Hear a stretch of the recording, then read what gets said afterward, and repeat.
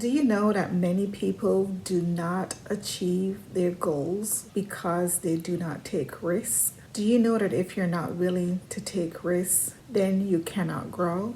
And then if you cannot grow, you cannot be your best self. And if you cannot be your best self, then you cannot be happy. And if you cannot be happy, how can you live your life passionately? My name is Pat Brown, and welcome back to my channel, Living Passionately with Pat Brown. My goal is always to bring you information that will inspire you, motivate you, and encourage you to live your life with passion. This week, I'm going to speak with you on the subject of overcoming your fears for some people. I know that living with fear is a natural part of our life. I've had fears that have stopped me from making decisions and that basically have left me with paralysis analysis because I was too afraid of taking that risk, being afraid of failure, being afraid of the unknown. And so this week I really want to speak to you on the importance of overcoming your fears. Fears are a natural part of life. It is an emotion that we feel. It is not something physical that we can touch. Oftentimes we've heard the saying that fear is false evidence appearing real. Now we know that the reality is that fear is real. It's there and we feel it, the emotion of it. And at times it controls us. Today I want to speak with you and share some tips on how you can overcome fear and not allow your fears to stop you from living your best life. Sometimes we have fear about things that don't even happen. Sometimes we have to go to the doctor and we are afraid before we even go into the doctor's office. Sometimes we are afraid to make a career change because we are in a comfort zone. Sometimes we are afraid to relocate and we allow fear to control us from making a decision. Sometimes we allow fear to stop us from leaving a relationship that is unhealthy for us. Sometimes we allow fear to stop us from letting go of our children and want to hold them close to us. Am I guilty of that one? We'll talk about that in another video. But really, the first thing that I want you to think of today is to identify your fears. It's better that you learn how to overcome those fears and you find problem-solving ways to go about managing those fears. One thing that I would mention is to journal.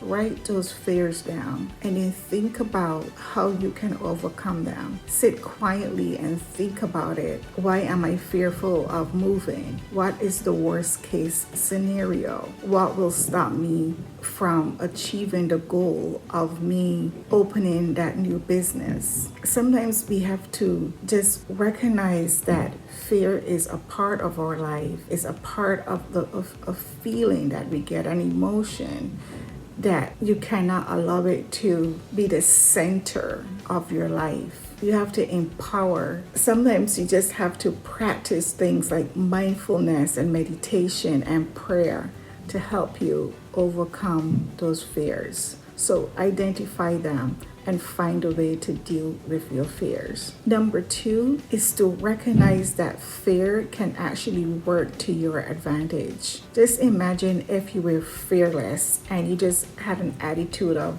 I can do whatever I feel like doing. I could drive at whatever mileage I want to drive at. I can go through red lights. I can hurt people. I can be irresponsible with my money because I am just fearless. Imagine having those type of attitudes that you can do whatever, and that is something that can work against you, right? So imagine then that you're fearful of overspending when you don't need to. You are fearful of swiping that credit card that is not necessary at this time. You are fearful of walking away from your marriage when you can work on it. There are times when being fearful can work to your advantage, when you have to sit and think about these things and figure out how you can work through them instead of being fearful about it. So fear is not always bad. Just remember that. Number 3 is to sit with your fear. Sometimes with fear, you got to do things even though you're fearful about it. I remembered when I moved to Georgia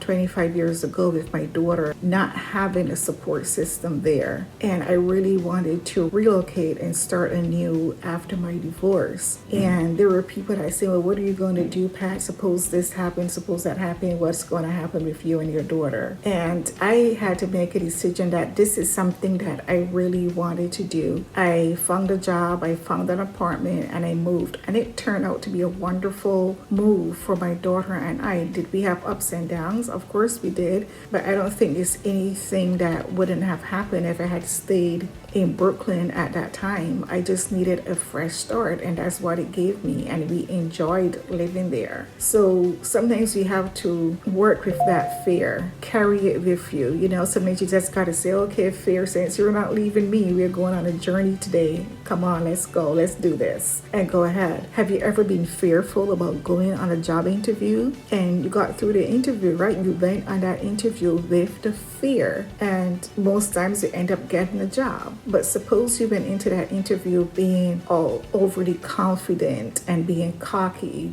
How would you have presented yourself to the interviewer if you did not have some fear within you? Number 4 is to have a growth mindset. A growth mindset will really allow you to shift your mindset into positive thoughts when those fears start to come at you. When those fears start to say to you, you're not going to get that business loan. Your business is not going to be successful.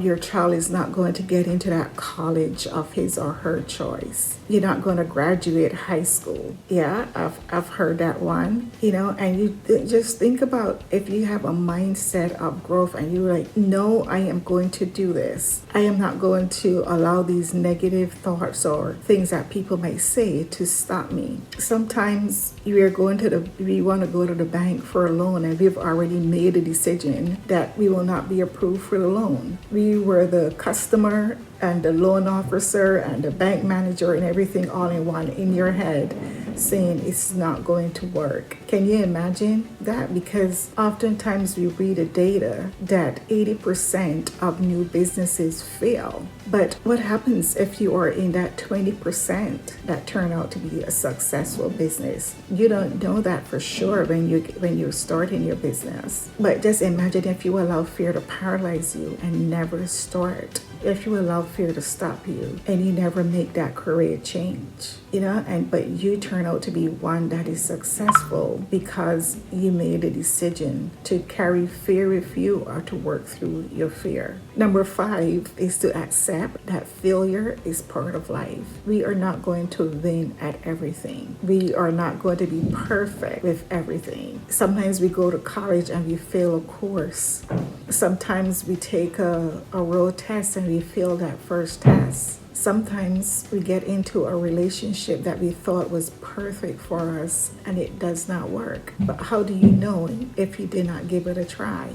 You cannot allow fear to stop you from living your best life. Sometimes the fear comes as a lesson to us. Sometimes you just have to visualize your goals, that you're already winning, that your business is already working, that the relationship is already working, that you are 10, 15 years happily married or happily living in that house with that backyard that you dreamed of, that you were so scared to get that mortgage. Sometimes you just got to see yourself and your children or your children graduating from the school of his or her choice. Sometimes you just got to see yourself with that piece of artwork that turned out to be so wonderful that you didn't see the end process of it because you were afraid when you first got started. How do you know? Until you overcome those fears. Do not allow your fears to give you paralysis analysis from achieving your dreams and living your best life. Push through them. I know that we live in a society where failure is seen as a crime. And we have to realize that there will be some failures in life. We will not win at everything. But the thing is to come back from it, not to stay there, not to let it get us down. Like if you have one business that failed, start another. If you went to school for one thing that didn't work out, do something else. If you are in a career that is not working for you and you are unhappy, do something else. Life is too short for us to live in situations where we are unhappy.